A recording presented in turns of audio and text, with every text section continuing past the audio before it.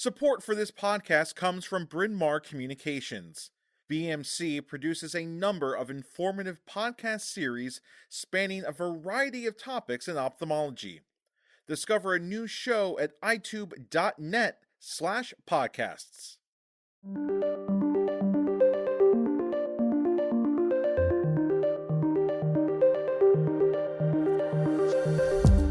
Hi there.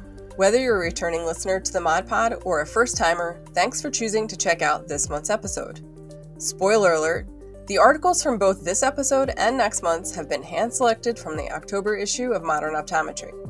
Now let's get back to this episode, and to start us off, we'll hear from Rebecca Miller, an optometrist at Brooks Eye Associates in Plano, Texas. She's had LASIK herself and uses her own experience to make a connection with patients once she initiates a conversation with them about refractive surgery. Take a listen to her process.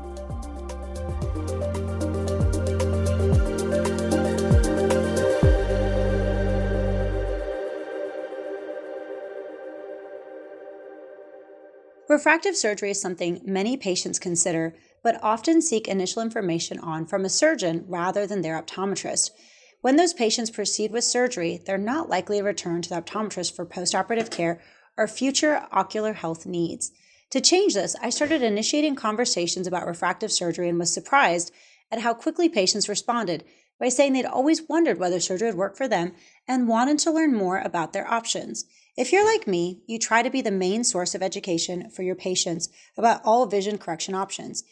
Because I've chosen to have LASIK myself, I especially enjoy sharing my story and educating patients on the facts about their candidacy for surgery without placing any pressure on them. The following is a brief overview of the topics I discuss with patients and the sorts of things I say. Talking to patients about surface or lamellar laser surgery such as PRK or LASIK is fairly straightforward. I explain that lasers are used to reshape the cornea and reduce the patient's need for glasses or contact lenses. Most people who have heard of LASIK don't realize the improvement in vision it offers isn't permanent. It's helpful to explain out that as our bodies age, the near vision changes. We eventually need reading glasses to see fine print. I explain that most patients notice vision changes around age 40, regardless of whether they've had refractive surgery. It's simply how the eye ages. I like to note that when this time comes, a slight prescription for eyeglasses or contacts can improve their vision, or another surgical option could be considered if it's safe. Patients should be made aware that their corneal refractive surgery doesn't speed up or slow down the aging process. Many patients have friends or family members who've had LASIK or PRK and are familiar with the procedure, expectations, and recovery, so they may not have many questions other than whom you trust to perform the surgery. Some patients have been told that they're not good candidates for LASIK or PRK because their corneas are too thin. This is the case for many highly myopic patients. I typically tell them that with recent advances in implant technology, we can now offer myopic and astigmatic correction with the Visian ICL. I explain this technology adds an implant rather than subtracts from their natural corneal tissue. I also explain because it's a more involved surgery, the cost is higher and the risk profile is slightly different, but it may be a safer option for them compared to LASIK. Another phakic IOL is the Artisan. It's FDA approved and available in the United States. But because it's a rigid PMMA lens that requires a large incision, it's not used as often as the foldable small incision Visian ICL. The same presbyopic changes that we discussed regarding LASIK and PRK would be expected with a phakic IOL. Your patients may have quite a few questions about phakic IOLs because this intraocular procedure isn't as common as the corneal laser procedures. I'd suggest offering them a follow-up visit to discuss with you further or a referral to your trusted surgeon for an evaluation. To prevent pupillary block and reduce the risk of angle closure glaucoma, the phakic IOL patient will have a peripheral laser iridotomy performed before the implantation procedure or an iridectomy performed at the same time as the lens placement. The ICL is placed in the ciliary sulcus, just behind the iris and anterior to the natural lens. The ideal vault is between 250 micrometers and 750 micrometers, or about 100% of the corneal thickness. Although pupillary block and angle closure are rare, they can happen if the ICL is incorrectly sized. An ICL that's too large can cause excessive vault that crowds the angle, and a lens that is too small can have a shallow vault, causing the anterior subcapsular opacities and an early onset cataract. For patients 40 years and older who want to improve their full range of focus, a refractive lens exchange, or RLE, may be a better option than LASIK or PRK, after which they would still need glasses for reading. I like to explain to patients that some of the benefits of a lens-based procedure, such as an RLE, are permanent vision improvement, elimination of future cataract development, correction of hyperopia, myopia, and/or astigmatism. With more IOL options to choose from now than ever before, your patients can gain a wider range of focus that is permanent with an RLE. Most patients reduce their dependence on glasses or contact lenses for most of what they do. I briefly discuss the cost or investment by letting patients know that there are different types of lens implants available that could improve their vision. The more the lens helps them see, typically the bigger the investment will be. As with all surgeries, risks and benefits must be carefully considered before proceeding. We are our patients' primary eye educators, and as such, we have a unique opportunity to help them learn about surgical options and support them through pre- and post-operative care. Rather than shy away from surgical conversations with patients, we should embrace them. We can be objective and trusted sources for information on all things related to our patients' vision needs and support them through a lifetime of good ocular health. Patients want to hear your recommendations regarding their eyes. If you're worried that your patients aren't coming to you first with questions about refractive surgery, Dr. Miller offers some pretty good advice for changing that, and it doesn't require you to have undergone LASIK either. You have the knowledge, why not impart it to those looking for that information? Alright, next up, let's hear some strategies for the successful perioperative management of ocular surface disease from Thomas Chester, who is Clinical Director at the Cleveland Eye Clinic in Brecksville, Ohio.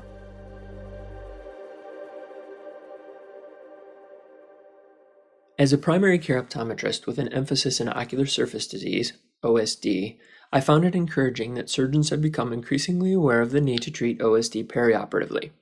Surgeons today understand that OSD is sometimes invisible, so we must screen everyone and treat them appropriately, rather than simply addressing only the obvious cases. This is true for patients undergoing both cataract and refractive surgeries, regardless of their age. One study found that 1 in 3 patients who visited an eye doctor had complaints of OSD. Another found that 24.1% of asymptomatic patients had dry eye. In that same study of 400 participants, dry eye was present in 54.3% of patients older than 40 years and 67.3% of those 71 or older. Further, in another study, among 120 patients referred for cataract surgery, 80% had at least one abnormal result on objective OSD tests. Given the above, my assumption with the surgical patients I co-manage is that OSD is present until examination proves otherwise. It is therefore essential to diagnose and treat OSD perioperatively because the condition can affect post-operative outcomes in both refractive accuracy and patient satisfaction. Keratometry readings, and therefore IOL power calculations, are less reliable in patients with OSD than in patients with a healthy ocular surface. But treating OSD before biometric measurements are taken can help ensure repeatable and consistent measurements and therefore better visual outcomes. Additionally, surgery can potentially disrupt corneal nerves on the ocular surface and decrease the quantity and quality of tears during the healing process. We expect to see temporary inflammation and decreased tear breakup time postoperatively, both of which result in patients experiencing greater discomfort. For patients with preoperative OSD, surgery can exacerbate the signs and/or symptoms of the condition, and if patients are not educated preoperatively, they will blame the surgery and the surgeon for their increased discomfort. A recent study of patients who received toric IOLs during cataract surgery found that 57% of those who were dissatisfied with the result attributed their dissatisfaction to refractive error, and 35% pointed to ocular surface disease. When OSD is treated preemptively, surgeons can obtain repeatable and accurate measurements, potentially maximizing objective and subjective satisfaction. When we screen patients for OSD before surgery, we're generally looking for common conditions such as aqueous deficiency, evaporative dry eye disease, in the form of meibomian gland dysfunction, blepharitis, or some combination of these. We may also find more acute ocular surface conditions such as superficial punctate keratitis. In most instances, we can treat OSD within a time frame of 4 weeks to avoid a significant delay in surgery.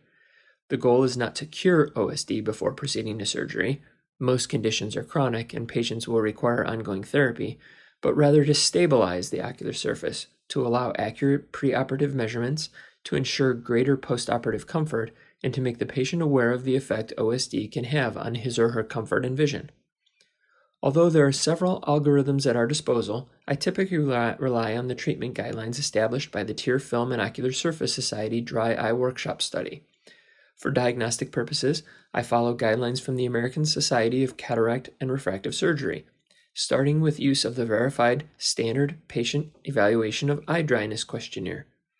I consider anyone with a score of 8 or higher on that questionnaire to be a suspect for OSD. To add to this subjective information, I perform initial screening using corneal topography, which can provide further analysis of the mucin, aqueous, and lipid layers of the tear film, plus imaging of the meibomian glands. Additional screening methods include tear breakup time, which gives me a better idea of whether the patient has an adequate functioning tear film, and staining to ascertain the health of the ocular surface, cornea, and conjunctiva.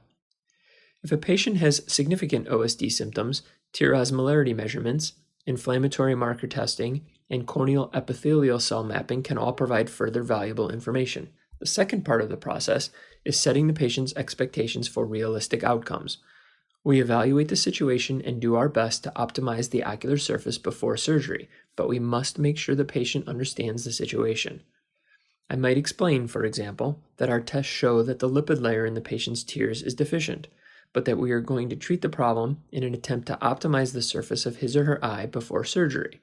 I'll admit that we may not be able to treat it completely, and that these are the challenges that the patient might experience if his or her tear film is not optimized. I then explain the potential postoperative consequences, such as transient blurred vision during the healing time frame, and point out the additional challenges for cataract patients considering multifocal lenses. Considerations such as glare, halos, or starbursts can be exacerbated by poor tear quality and lead to decreased satisfaction with surgical results. This conversation helps patients make good choices and avoid surprises if there are ocular surface problems after surgery. In the context of surgery, the short preoperative timeline makes it essential to treat ocular surface disease aggressively and get results quickly, after which patients may remain on chronic therapy. In some instances, such as severe dry eye with superficial punctate keratitis right through the visual axis, the patient should have surgery delayed for additional therapy until the ocular surface is stable enough to provide reliable and repeatable measurements. Patients with minimal OSD receive education, recommendations for environmental modification, artificial tears, and possible changes to their existing medications. Those with mild OSD may receive non-preserved lubricating drops, punctal occlusion, moisture goggles, topical immunomodulatory drops, a number of commercial formulations of cyclosporin are available from different vendors, moist heat compresses, and recommended use of Xiidra for symptom relief. If MGD is suspected, we add omega-3 fatty acid supplements. In patients with moderate to severe OSD, we can add an autologous tear, biologic drops, or amniotic membrane to the aforementioned therapies. For those with MGD, we consider adding Demodex treatment, one of several available in-office therapies that heat and express the meibomian glands, a topical antibiotic such as azithromycin. We use a preservative-free compounded formulation, PF Clarity A, or antibiotic steroid combination for blepharitis and/or oral doxycycline/azithromycin. Although we might recommend a heat mask and prescribe a topical immunomodulator, the preoperative timeframe doesn't necessarily give us time for those measures to work.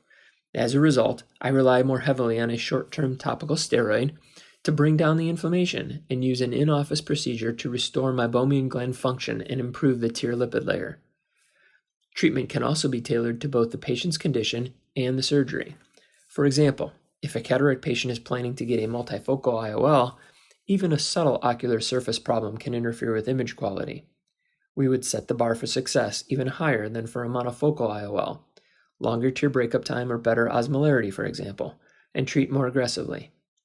Finally, to reach our goal of stabilizing the ocular surface as the clock ticks down to surgery, patients must be compliant with therapy. This is another reason to lean toward in-office procedures and fast-acting steroids rather than chronic at-home therapies. Another challenge for patients is the out-of-pocket costs for therapies and procedures, which may or may not be covered by insurance. However, Patients are invested in the success of their surgeries, so I experience little pushback on costs. For patients recovering from cataract or refractive surgery, our clinic prescribes a preservative-free, compounded antibiotic, steroid, nonsteroidal anti-inflammatory drop once daily for a month after surgery. After healing is complete in both eyes, it's important to continue chronic therapy and keep tracking OSD against baseline testing. I continue to manage patients based in our practice with 6-month follow-up visits to maintain stability throughout the seasons. For co-managed patients referred to us for surgery, I include a letter to the referring doctor detailing OSD treatment. Some optometrists continue therapy and follow up with the patient on their own schedule, whereas others prefer to co-manage these patients. The important thing is to ensure that patients understand that OSD is an ongoing problem that must be managed, and that you, as their eye doctor, can help them accomplish this, either by diagnosing and treating their condition appropriately or by co-managing their care with a colleague.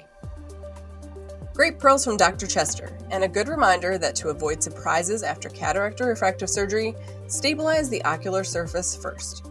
Ready for the last article of the episode?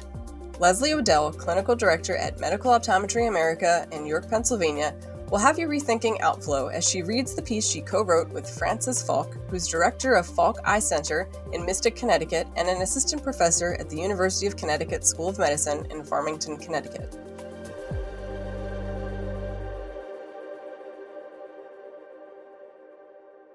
Support for this podcast comes from Bryn Mawr Communications. BMC produces a number of informative podcast series spanning a variety of topics in ophthalmology. Discover a new show at itube.net/podcasts.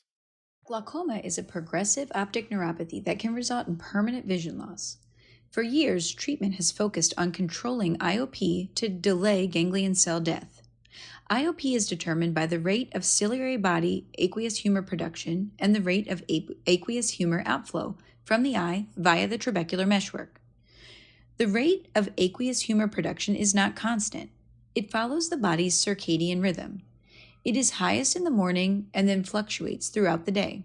This variation of ciliary body aqueous humor production is the reason we see daily variation in IOP, and it reinforces the need to perform serial tonometry before initiating treatment.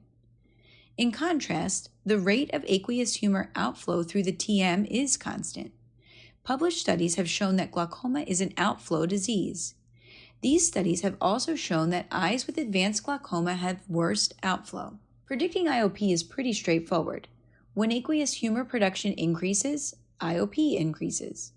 When aqueous humor production decreases, IOP decreases. If an eye has impaired outflow due to disease, then the increase in aqueous humor production will result in a greater rise in IOP. Tonography can be used to predict which eyes have the greatest rise in IOP. A single IOP reading with current tonometry devices provides only a brief snapshot in time. How can we know with certainty whether our outflow therapy is effective if we're measuring a patient's IOP only in the office or clinic? The answer is that we cannot, because we are measuring IOP rather than outflow, and the underlying natural variation in IOP can give the false impression that therapy has worked or has been ineffective, when in fact a patient's true highest IOP measurement has never been observed. Tonography, which allows us to measure the rate of aqueous humor outflow through the trabecular meshwork, can provide additional valuable clinical management information. If impaired outflow is the primary cause of glaucoma, then why have we not been routinely measuring it using tonography? Until recently, the method to measure aqueous humor outflow was cumbersome and difficult. Tonography was a mechanical indentation process during which a 10-gram weight was placed on the eye when the patient was supine. Measurement took 4 minutes with no blinking, and the procedure was technician dependent, potentially leading to increased measurement variation. In addition, ocular elasticity was a confounding factor. In myopic eyes with thin sclera, outflow was overestimated, and in hyperopic eyes with thick sclera, it was underestimated. Outflow was calculated based on the change in baseline IOP minus the final IOP. A fixed ocular elasticity value was used in this calculation. Because of these issues, tonography was regulated to being used as a research tool. However, some clinical practices saw the benefit and need for tomography and incorporated the measure into routine use. New treatments such as minimally invasive glaucoma surgery, MIGS procedures, and novel prostaglandin medications focusing on outflow pathway have directed increased attention on this pathway. If glaucoma is an outflow-based disease, as explained above, then using tonometry alone to confirm the diagnosis, perform risk assessment, and measure therapeutic response can lead to the wrong conclusion. Thus, it's time to rethink glaucoma and focus on outflow. By measuring outflow, one can determine risk, confirm response to therapy or lack thereof, and know when it's time to proceed to a different therapy. The Falk Medical Multifunctional Device is a new FDA-cleared technology using artificial intelligence that performs serial tonometry, ophthalmometry, ocular perfusion pressure, and tomography measurements all in one unit. The FMAT1 mounts on a slit lamp microscope and uses a single-use disposable prism that blocks transmission of infectious disease. All testing is done when the patient is upright. Typical measurements take less than 10 seconds and is user-independent with the use of topical proparacaine or tetracaine. The ocular of the slit lamp microscope is used to place the optical prism in contact with the patient's cornea. The optical prism has a circle and crosshairs to assist with alignment. After placing the prism in contact with the central cornea, the user activates the automated measurement process by touching the display screen, and data capture happens in milliseconds. The collected data are statistically analyzed for precision and accuracy. Acceptable data are averaged and displayed. The percent variation is also displayed to provide the user with feedback regarding the repeatability, accuracy, and precision of the data. If data points are out of range, the device prompts the user to repeat the measurement. Results are displayed graphically and numerically and can be transmitted via Bluetooth and saved electronically. Data saved in a file can be analyzed using Microsoft Excel.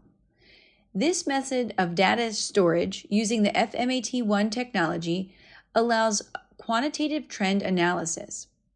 The captured and stored electronic data can also be used as documentation for verification and reimbursement purposes. The FMAT1 overcomes all the difficulties of the mechanical indentation tomography method described above. The FMAT1 uses a sophisticated computer-driven optical system to measure aqueous humor outflow without the need for assumed values of ocular elasticity. In FMAT1 clinical studies for FDA clearance, all eyes with glaucoma had outflow values less than 0.18 microliters per milliliter mercury. In these studies, the severity of glaucoma was correlated with outflow. As one would expect, eyes with advanced untreated glaucoma had outflow values less than 0.10 microliter per millimeter of mercury. The gold standard of treatment for patients with glaucoma has been aimed at improving outflow through the use of topical prostaglandin analogs, laser trabeculoplasty, and/or MIGS, or more invasive surgeries. With the FMAT1, we now have an FDA-cleared device to add to our diagnostic toolkit that allows us to measure what we've been trying to improve.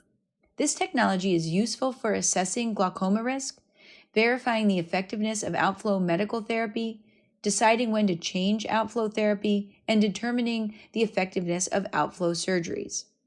It will also help us to manage our patients using a target outflow value.